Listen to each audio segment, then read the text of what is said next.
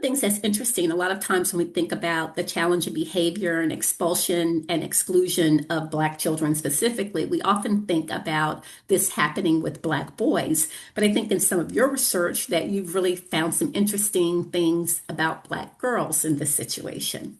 Absolutely. And it's so interesting because we did not focus on girls. And there's a wonderful book called Push Out that really gives a lot of data about what happens to Black girls starting very, very, very early. And Dr. Darielle Blevins even did research on middle school girls suspension rates, and it tied back, Valora, to their experiences they had very early in early childhood and kindergarten. And she Mhm. found that those children who were mistreated very early, they were the ones most mistreated and suspended from middle school because they made up their minds very early that teachers would never treat them that way again. And as I was working on my dissertation, like I said, I was in trouble all the time, suspended, expelled. I was reading a, um, a publication called The Pygmalion Theory or something like that. And there was a line in that journal article that said that the journal was about what happened to Black children with white teachers after the Brown versus Board of Education decision. And there was one line that said, little Black girls were treated worst of all. It talked about how Black children were criticized more, complimented less, ignored. But that line, and Black girls who were smart were treated worst of all. Valora, that took me to my knees.